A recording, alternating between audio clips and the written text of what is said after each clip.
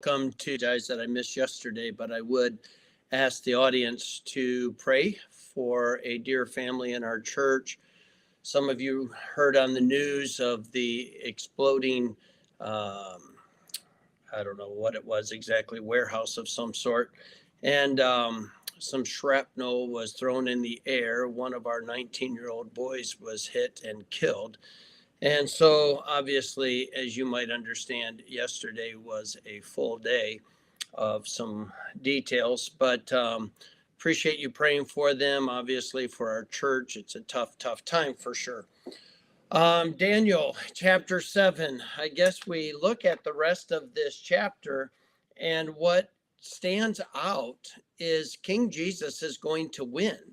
It seems in time that the Antichrist is growing in his power, growing in his authority, growing in his control. And I think if we're honest, we can kind of deal with that a little bit, even as Americans, when we feel like the agents of evil are growing in their influence, growing in their control, maybe even growing in their authority, and we get frustrated, and we sometimes wonder, why doesn't God do something? Why doesn't God intervene? And sometimes he does. And we're obviously praying that in this election 2024 that he does do something. But I'm absolutely convinced that if he does something, he will do it through the obedience of his people. If his people aren't going to vote, if his people are not going to be responsible, if his people are not going to be biblical, I do not believe that God feels like he has to bail out America.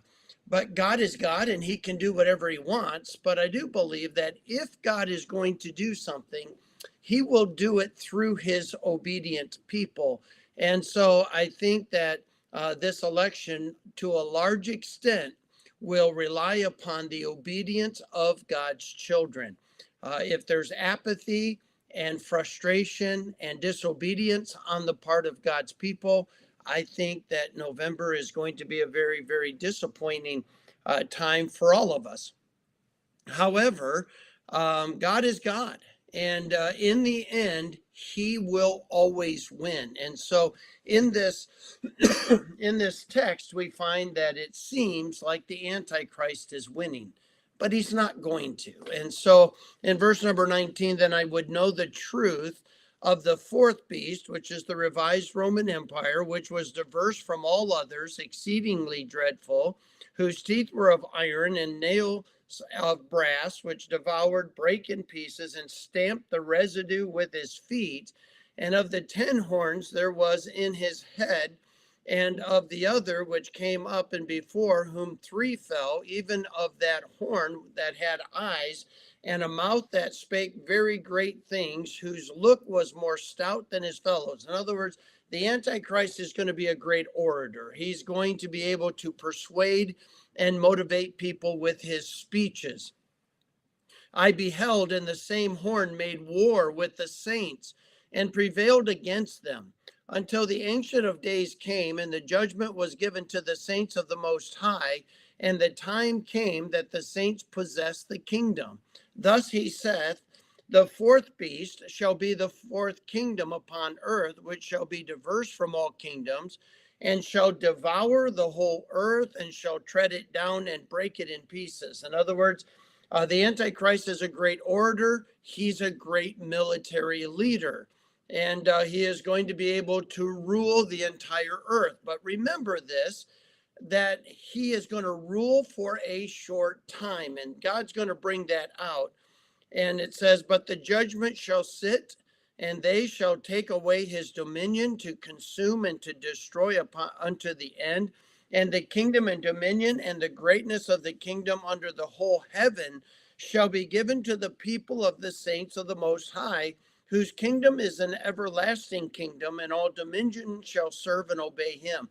In other words, no matter how powerful the Antichrist seems, no matter how much of the world he seems to control, he is going to lose. And what's going to happen is King Jesus is going to rule the earth.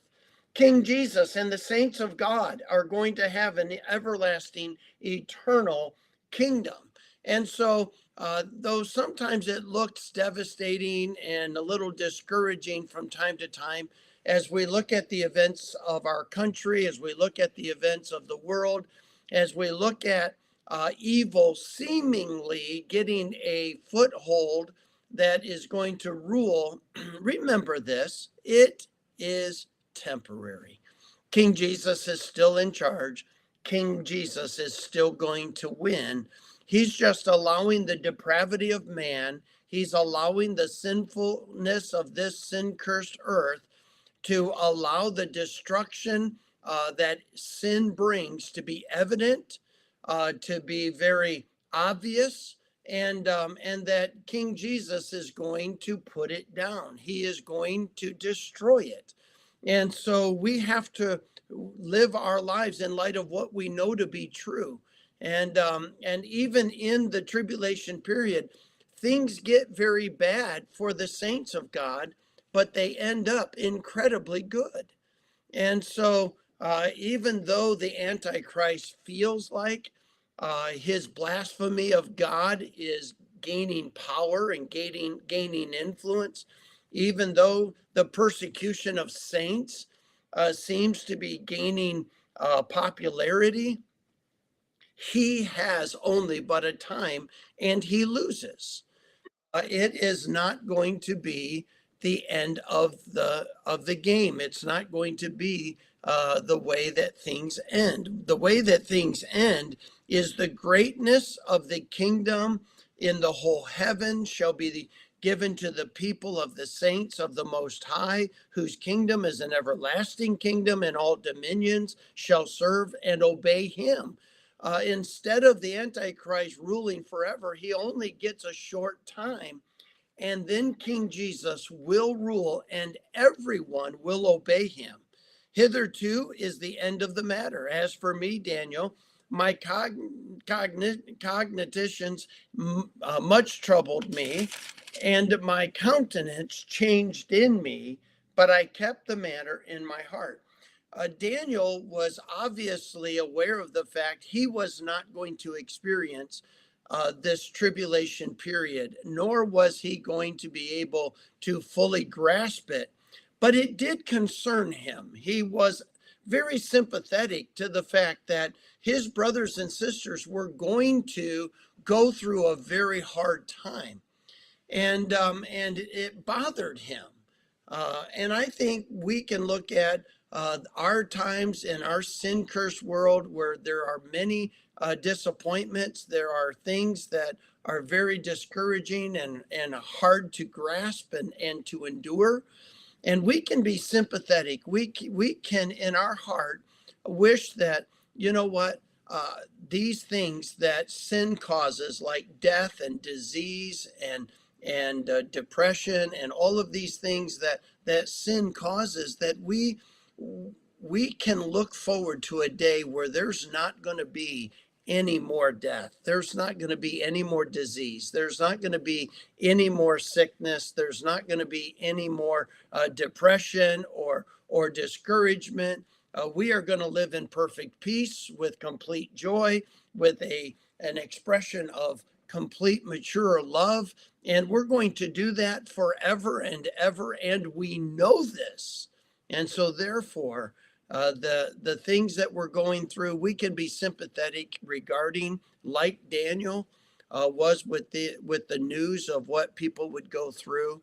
But he's also encouraged by the fact that he realizes how it's all going to end. And you and I should be encouraged in the exact same way. We should be encouraged because we know how it's all going to end. And in the end, Satan and the Antichrist lose. And I'm thankful for that. We serve a risen Savior. He is the ruler and sovereign of the universe, and we're his children participating in his program. May he find us faithful. God bless you. I'll look forward to seeing you again tomorrow.